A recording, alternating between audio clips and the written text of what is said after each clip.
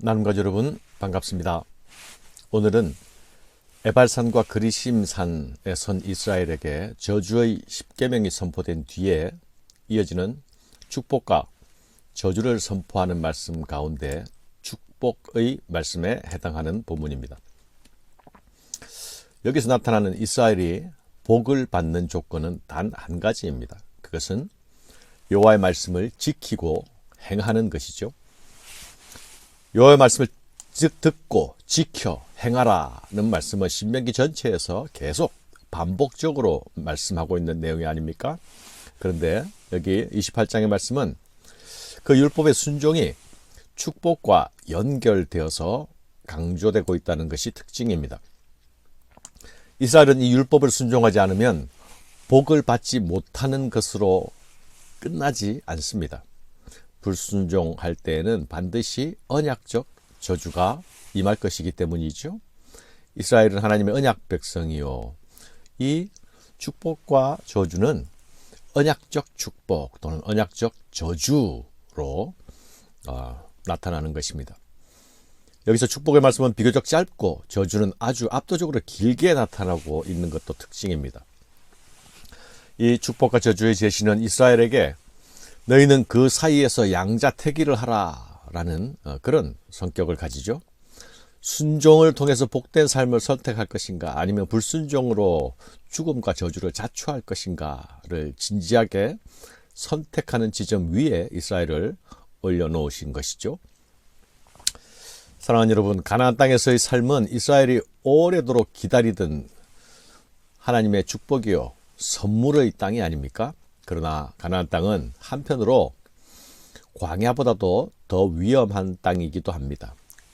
광야의 이스라엘은 이스라엘 공동체만으로 무리지어 움직이고 이동했습니다.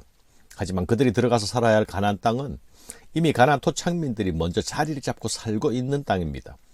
그곳에는 이미 형성되어 있는 그 땅의 문화가 있습니다. 그곳에 들어가면 그 문화의 영향을 받을 수밖에 없습니다. 그 땅에서 살아온 사람들로부터 이미 그들이 터득하고 있던 생존 기술을 배울 수밖에 없습니다. 농사를 짓는 일만 해도 그렇죠. 씨 뿌리고 거두는 일을 해보지 않은 광야 세대는 그 땅 사람들이 농사 짓는 모습을 보고 배웠어야 하지 않을까요? 가나안 땅에서 구별된 백성으로 살아가는 일은 그 가나안의 질서가 아니라 하나님의 질서인 여호와의 말씀만을 따라 살 때만 가능해질 수 있는 것이었습니다. 오늘 본문의 말씀은 이스라엘이 하나님의 말씀에 순종하면 받게 될 복들을 말씀하는데 이 말씀은 만약이라는 조건문으로 시작하고 있습니다. 만약 여호와의 말씀을 듣고 그 명령을 지켜 행하면 여호와께서 너를 세계 모든 민족 위에 뛰어나게 하실 것이다. 여호와의 말씀을 청종하면 이 모든 복이 임할 것이라 말씀합니다. 성읍에서도 복을 받고 들에서도 복을 받을 것이며 네 몸의 자녀와 네 토지의 소산과 네 짐승의 새끼와 소와 양의 새끼가 복을 받을 것이며 네 광주리의 떡반죽 그릇이 복을 받을 것이며 네가 들어와도 복을 받고 나가도 복을 받을 것이니라. 여호와께서 너를 대적하기 위해 일어난 적군들을 네 앞에서 패하게 하시리라. 그들이 한 길로 너를 치러 들어왔으나 네 앞에서 7길로 도망하리라. 이런 축복의 목록들은 외형적으로 보면 6가지로 나타나는데요. 그러나 실상은 크게 3가지로 분류될 수 있을 것 같습니다. 첫 번째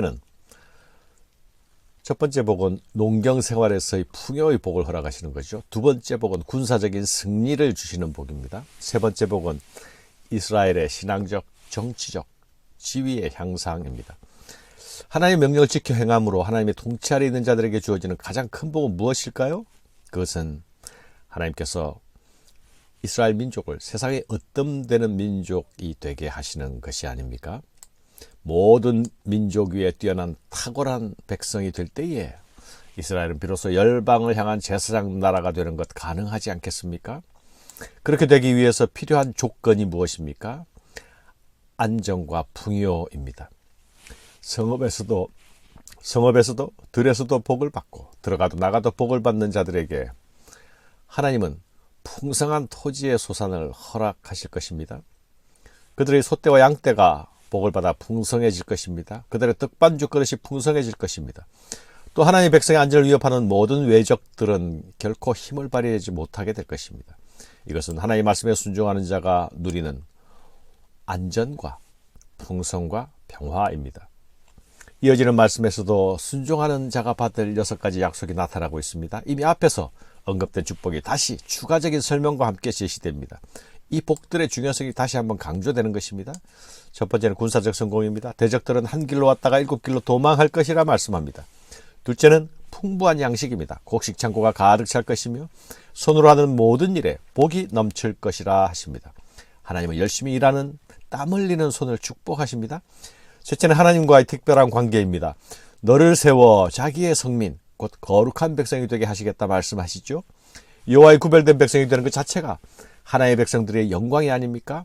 또한 그것은 큰 은혜입니다. 뿐만 아니라 하나님께 구별된 백성들은 세상 사람들이 두려워하는 위상을 가지게 됩니다. 땅의 모든 백성이 여호와 이름이 너를 위하여 불리는 것을 보고 너를 두려워하리라.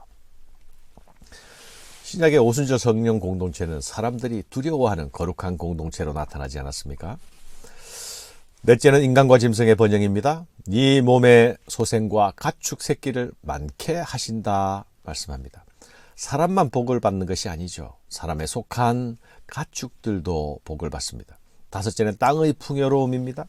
우기와 건기가 뚜렷한 가나안 땅은 강수량이 그리 많지 않은 땅입니다.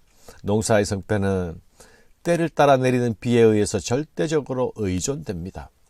비가 제때 내려주면 풍작이 가능하지만 그렇지 못하면 땅은 순식간에 황량한 광야로 변해버립니다. 수확을 기대할 수 없게 되는 것이죠.